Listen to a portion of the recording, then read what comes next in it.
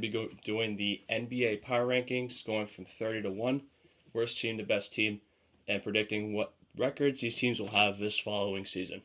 Let's begin. With number 30, we're going to start with the Brooklyn Nets, who I predict will be the worst team in the league. Now they have some interesting veterans on the roster, such as Dennis Schroeder, Cam Johnson, and Dorian Finney-Smith, all of which I predict will be traded at this year's deadline. A couple of young pieces, such as Cam Thomas and Nick Claxton.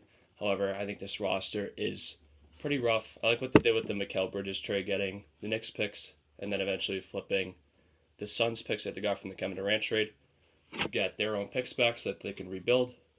Ultimately, I think this team will be the worst team in the league, finishing with a record of 16-66. Coming in at number 29, I got the Washington Wizards. Let's flip them here. Come on. Washington Wizards.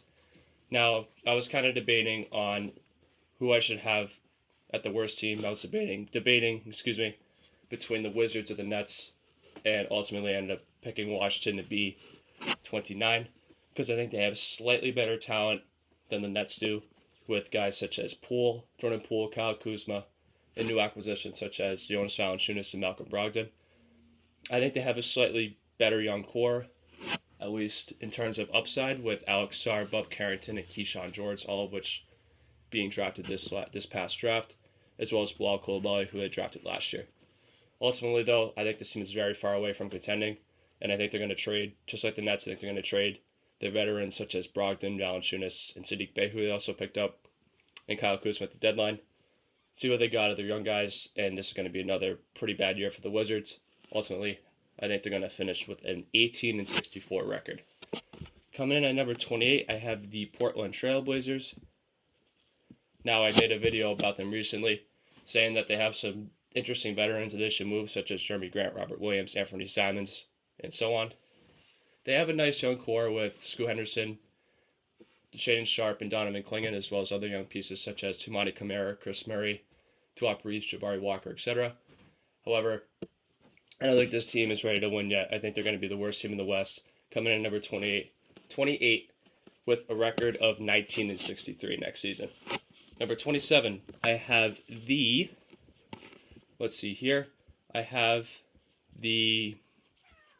let me see. I think this one's tough. I'm kind of debating on a couple of teams here. Probably going to end up being the Utah Jazz in number 27. I like what they did with the Lauri Markkanen renegotiation and extension that they did this past offseason, and I like their draft with Cody Williams, Kyle Filipowski, and Isaiah Collier. However, I think this coming season they're going to be moving some veterans such as Colin Sexton, Jordan Clarkson. And they also have John Collins' contract. Ultimately, I think they're going to be towards the bottom of the standings in the West, and they're going to be trying to tank for Cooper Flagg. I had them finishing with a record of 24-58. Coming in at number 26 will be the Detroit Pistons. Now, this could be high. I think having them ahead of Utah is interesting, although I think either of the two are interchangeable. And with what the Pistons did this past offseason, as well as the development of some of their younger players that they drafted high in the draft, such as Kate Cunningham, Jaden Ivey, Asar Thompson, Ron Holland, Jalen Duren as well, expected to take another jump, Isaiah Stewart.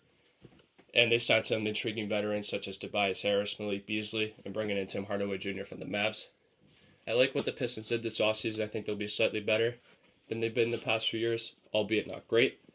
Although I have them finishing with a record of 26-56.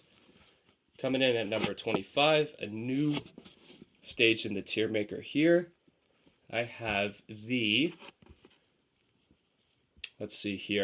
number 25, sixth worst team in the league. 15, 14, 13, 15, 14. I think I'm going to have the Chicago Bulls. Now, they had an interesting offseason. They finally got off of some of their veterans, such as DeMar DeRozan and Alex Caruso, getting back Josh Giddey from the Thunder in the Caruso trade, and then not getting much back in the DeMar DeRozan trade to the Kings, but at least they got something for him. Now, I think they waited probably a year or two too late to move those guys, and there's still veterans on the roster that they need to move, such as Zach LaVine and Nikola Vucevic. It's going to be tough moving LaVine's contract, but hopefully they can get that done so that can give some of the younger players time to play, such as Kobe White Adesanya, Josh Giddey, and Matas Buzelis, who they drafted in this year's draft. Ultimately, I think they're going to finish number 25 with a record of 28-54. Coming in at number 24 have the Charlotte Hornets. Now, I think they're going to be slightly better than the Bulls, given LaMelo Ball's upside. However, he's never really proven to be that healthy outside of his second season in the league. If he can stay healthy and they get jumps from guys like Brandon Miller and T. Long can have a solid rookie season, Grant Williams can fit in at that stretch 4 position, Miles Bridges, Mark Williams can stay healthy, then I think they can make a case to be a play-in team. But as of right now, it's hard to make that case since they've been pretty bad over the last couple years. I have them finishing with a record of 30-52. Let's see here. We are now at number 23, where I have the Toronto Raptors. Now, the Raptors are coming off a pretty bad season in which they only won 25 games due to trading guys such as Pascal Siakam and OG Anunoby before the deadline.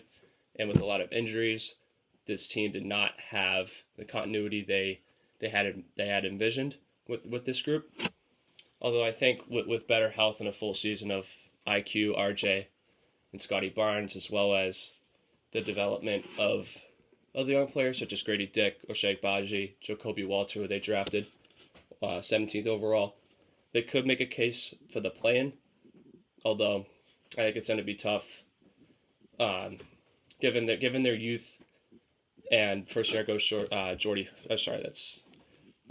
second year coach Darko Rajakovic. I was thinking of the Nets coach for some reason, but I think the Raptors could make a push for the play-in. But for right now, I have them number 23 in the league, finishing with a 34-48 record. Number 22, I have the Atlanta Hawks. Let's see here. 22 Atlanta Hawks. Now, they traded DeJounte Murray. Failed experiment, to say the least. They got Dyson Daniels, Larry Nance Jr., and some picks back. I thought it was an okay move for the Hawks. It wasn't amazing, but they weren't going to get the best return for Murray, albeit was a failed experiment in Atlanta. So it's going to be Trae Young's time to prove that he could be an elite guard in the league and that he can lead this team to at least a play-in spot. They drafted Zachary Risache number 1. They have interesting wings as well, such as Jalen Johnson and DeAndre Hunter. Bogdan Bogdanovic is still there. Clint Capella, Onyeka Okongwu. They have a decent core, but ultimately I don't think the Hawks are going to be amazing this year. Finishing in number 22 with a record also of 34-48. Coming in at 21, I have the Spurs. Now, this could be a little bit high. Although I think Victor Wembanyama is due to have a big season. I think he'll be an All-NBA player, definitely an All-Star. My pick to win DPOY. And I like what the Spurs added with Chris Paul, Harrison Barnes, Stephon Castle. I think they made some pretty valuable additions there, and I think with jumps from guys such as Devin Vassell when he comes back healthy, or Keldon Johnson, Jeremy Sohan, and then Stephon Castle breaking through as a rookie. And I like what Trey Jones brings as a assist-to-turnover ratio guy. I think the Spurs are gonna be a little bit better than what people are expecting them to be this year. Definitely better than what they've been the last 2 years.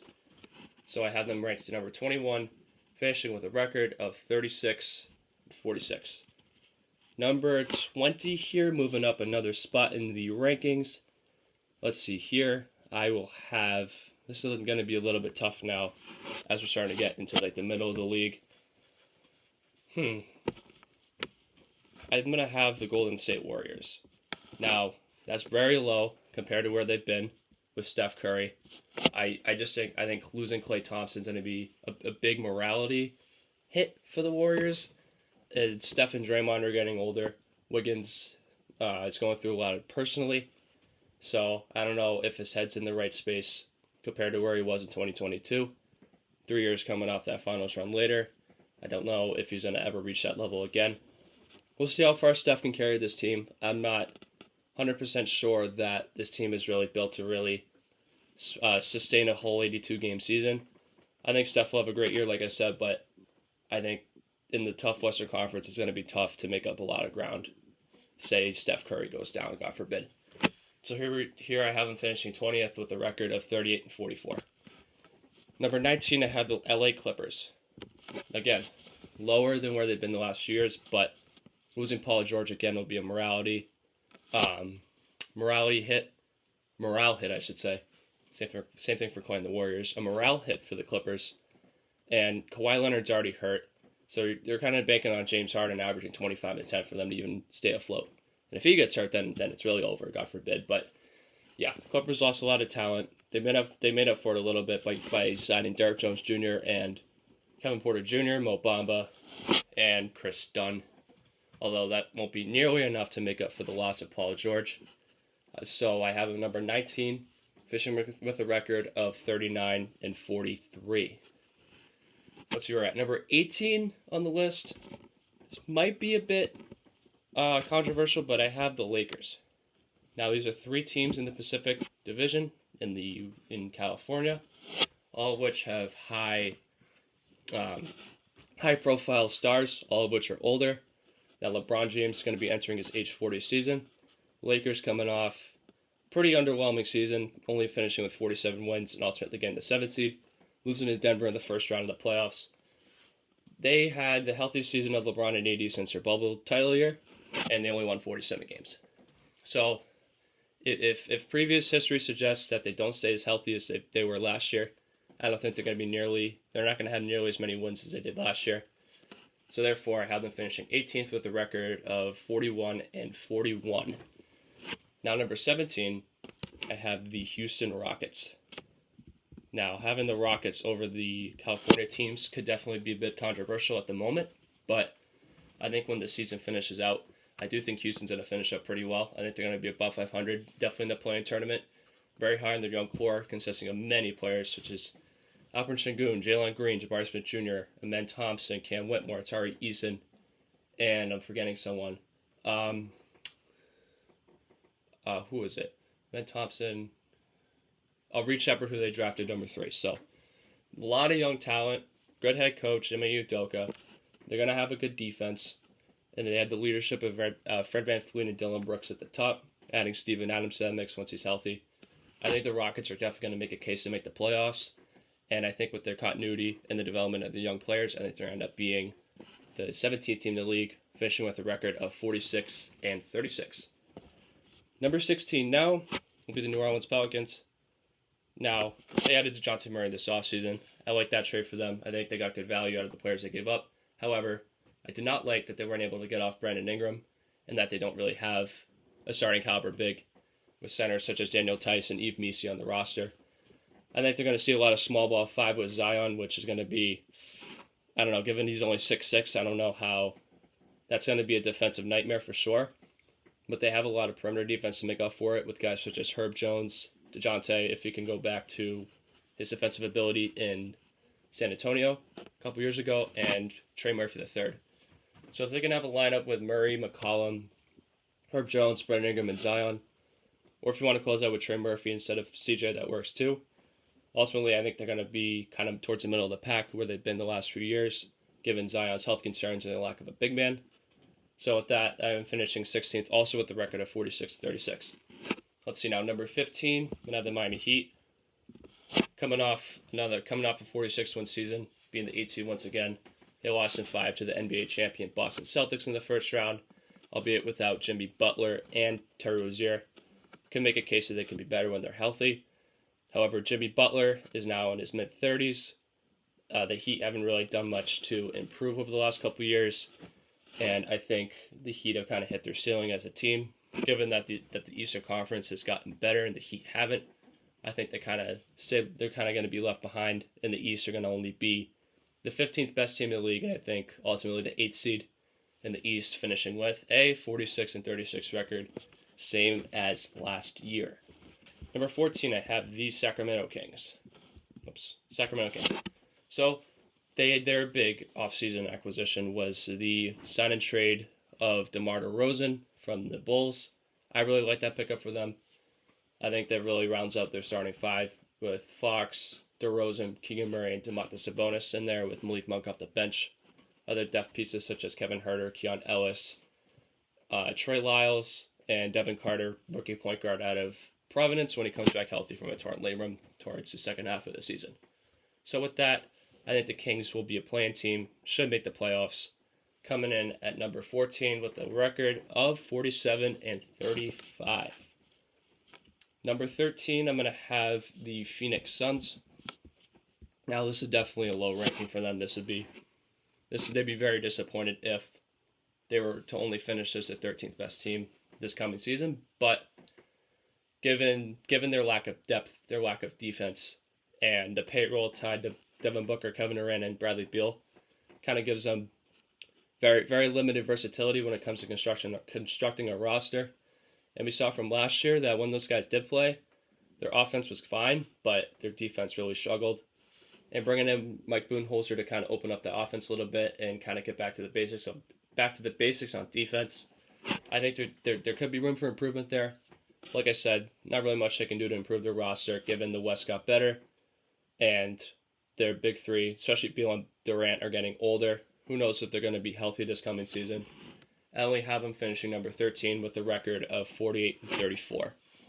Let's see now. Number 12, I'm going to go with debating about on a couple teams here. I think I'm going to go with the Magic at number 12. Now, they had a big breakout year last year, finishing with a 47-win season, 5th seed in the East, and taking the Cavs to 7 games in the first round. They definitely made some improvements compared to where they've been the last few years, and they're only going to get better.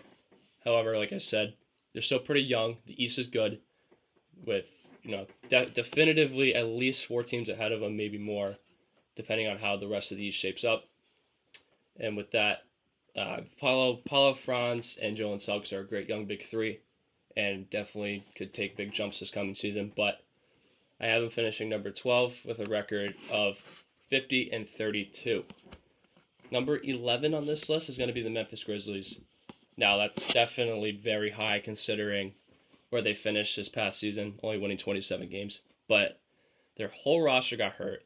Ja Morant was out basically the whole season after starting the season suspended, and then coming back only playing 9 games, and then getting hurt, torn labrum out for the year, and they just were never healthy. When healthy, and they have their core of Ja Morant, Marcus Smart, Desmond Bane, Triple J, Zach Edey, and others off the bench, I think they're going to be really solid. I think they're going to bounce back and prove that they were the top 2 seed the previous 2 years before all their injuries kind of tore them apart. Excuse me. I think they're going to be number 11 in the NBA this coming season, finishing with a record of 49-33. Big bounce back from this past season. Number 10, I'm going to have the Cleveland Cavaliers. Now, they kind of had a disappointing end of the season last year, finishing with a 48-win season, 4th seed in the East, beating Orlando in the first round in 7 games, and then losing to the Boston Celtics in 5 in the second round with Donovan Mitchell, Jarrett Allen, and Caris LeVert as well. Ton of injuries towards the end, derailing them from making noise in the playoffs. So, they extended Mitchell and Evan Mobley and Jarrett Allen this past offseason. They're going to get Darius Garland healthy. There's definitely, and they also got Kenny Atkinson as their head coach, firing J.B. Bickerstaff, now going to the Pistons. There's definitely room for improvement for this team. I think they're going to be a little bit better than they were last year, but again, I think with the double guard team, I think there is a little bit of a ceiling with this team. I have them at number 10, finishing with a record of 50-32. Number 9 on this list, I have the Indiana Pacers. Excuse me. Indiana made the conference finals last year. A lot of injuries on their way with teams they faced. They played the Bucks without Giannis. Damian Lillard was also hurt in that series as well, making it a lot easier for them, as they didn't have to go up against arguably a top 3 player in the league. Excuse me. Second round, they beat the Knicks in 7 games, albeit their whole roster was hurt. No Randall for the entire series. Mitchell Robinson was out. OG was in and out of the lineup. Josh Hart was playing big minutes. Dante DiVincenzo as well. Those guys were fine. But then you got Jalen Brunson, who played out of his mind that series, and then in Game 7 eventually broke his hand, sadly, and that was the end of that. Conference finals, they got swept. It was a competitive sweep. However, Tyrese Haliburton got hurt, and that was kind of their downfall. I think even if they were healthy, they wouldn't have taken more than 1 game off the Celtics. But with that being said, they had a great season last year. They overachieved for sure, and they're going to try and build off the momentum of making the conference finals last year with young core consisting of Tyrese Haliburton, Adrian Nembhard, Aaron Neesmith, Benedict Mathurin, Ben Shepherd, and more, and Jarius Walker too if they can give him minutes. And they have some other veterans such as Miles Turner, Pascal Siakam, Obi Toppin, and TJ McConnell. That rounds out their team. With that being said, I think they're going to finish number 9 with a record also of 50-32 next season. Number 8, I'm going to have the Milwaukee Bucks. Definitely an underwhelming season last year, to say the least. Only winning 49 games and getting bounced in the first round in 6 by the Pacers. Like I said, though, just with the Pacers, that Bucks out with a lot of injuries with Giannis and Dame. Acquiring Dame, they had to give up Drew Holiday, and we all know what happened with that. Definitely a tough blow for them. They have Doc Rivers now, a full season with him as their coach. They're going to see what another full season of Dame and Giannis look like. Hopefully they can get they're hoping that Chris Middleton can come back somewhat effective. He's dealing with a lot of lower body injuries right now. Surgeries, procedures, all that. Brook Lopez is older. Their defense is definitely not what it used to be. So it'll be they leave a lot to be desired when it comes to what the Dame and Giannis duo can look like. Ultimately, I think, time will tell whether they can stay healthy and whether they can make it through a whole 82. With that, I have them finishing 8th with a record of 51-31. Number 7, I'm going to have the Timberwolves. Now, this comes in the light of the Karl-Anthony Towns-Julius Randle trade. I think the Timberwolves unquestionably got worse with this trade. I don't think they got a lot worse. They maybe dropped a couple spots, but worse nonetheless. Losing a guy like Cat, their longest tenured player, franchise star for a lot of his career until Anthony Edwards came along, it's definitely going to be a morale hit for them too.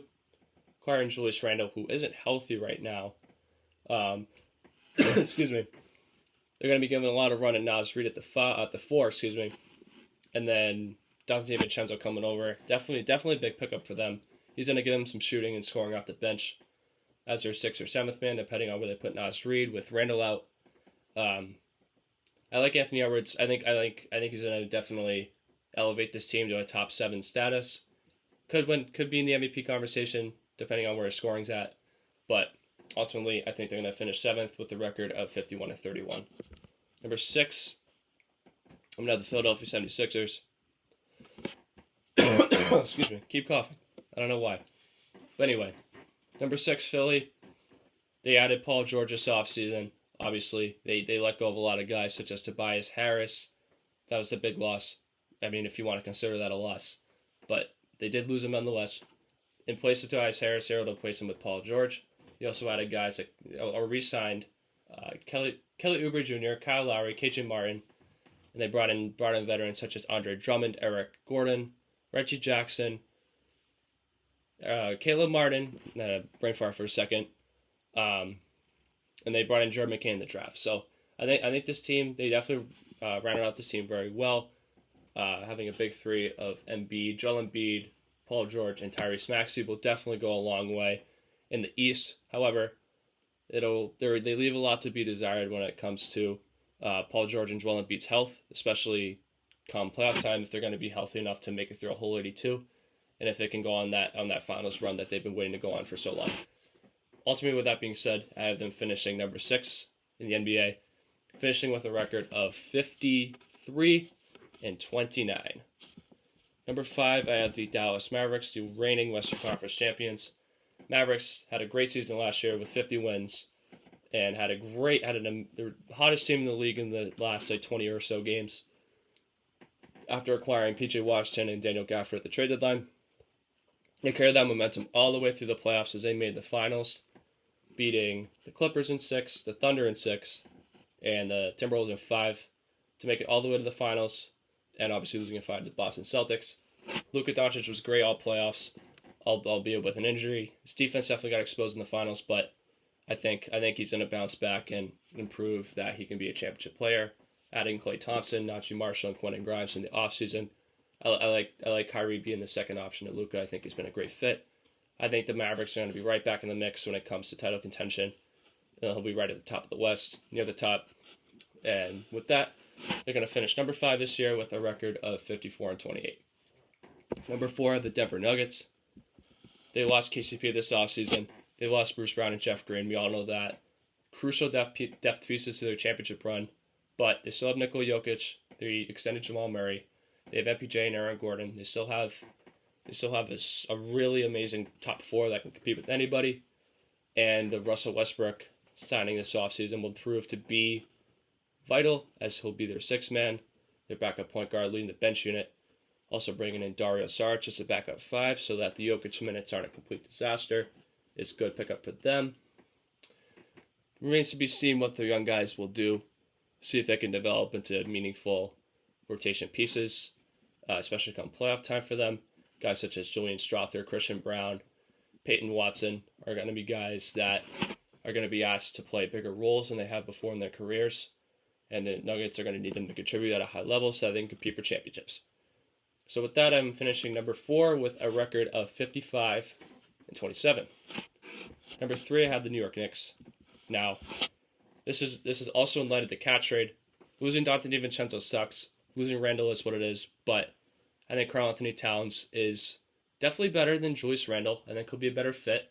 I think the vibes with Randall were definitely off, and Donte DiVincenzo came out and said he wasn't going to be interested in playing a smaller role, given that he was amazing for the Knicks last year. So it kind of made sense to move off those guys to get Cat in light of the Mitchell Robinson injury too. So they were left with very little big man depth, losing Isaiah Hartenstein to the Thunder. I think the Cat trade really rounds out this roster for the Knicks, and I think this makes them a top 3 team in the league, competing with the Celtics to try and make the finals. With that, I have them finishing third in the NBA with a record of 57-25. Number 2, I have the Thunder. Now, this is going to be an interesting one because I think they will have the best record in the league. However, obviously seeing with the remaining team left, it's going to be hard to not pick against the reigning champions, but I'll get to them later. However, OKC has an MVP level player in Shea. I think he will get it this year. I think adding Alex Caruso and Isaiah Hartenstein are going to be huge additions to that defense. I think they're the players that OKC really needed to fit in perfectly to throw into that rotation. You have guys like Jalen Williams and Chet Holmgren going into year 3 that are poised to make huge jumps and ultimately become their second and third best players on a championship level team. And you have other role players too, such as Isaiah Joe, Lou Dort, Aaron Wiggins, Cason Wallace, Jalen Williams, Kendrick Williams, etc. I like what they did in the draft, drafting Nikola Topic, who is hurt right now, but could prove to be a depth piece later or a trade chip. I love what the Thunder are doing. They have a great future. They have a great team now. They still have a bunch of picks. They control the Clippers' next 3 drafts as they're getting worse. They're already only number 19 in the league as it stands right now. I think they're only set to get worse as their roster gets older. So the fact that the Thunder control their next 3 drafts is absolutely amazing, and they're only going to get better with the younger talent that they're going to acquire. However, with that all being said, I have them finishing second. Although best record in the league, I think they're still second power rankings wise. I think they're going to finish with a 64-18 record. And coming in at number 1 is the NBA champion Boston Celtics. I mean, how can you not pick them number 1? They brought back their whole core from last year that won a championship, 16-3 record in the playoffs. I mean, what else can be said? This is the best team in the league. They have Jason Tatum, Jaylen Brown, both in their primes, locked up. They locked up Derek White as well. He's in his prime. Kristaps Porzingis is nursing an injury, but he's in his prime, and he's a great third option when he's healthy. You got Drew Holiday who's locked up, and who's still in the back end of his prime, but he's lost to do less, and he's still a huge impact, has a huge impact on what the Celtics do on a game-to-game basis.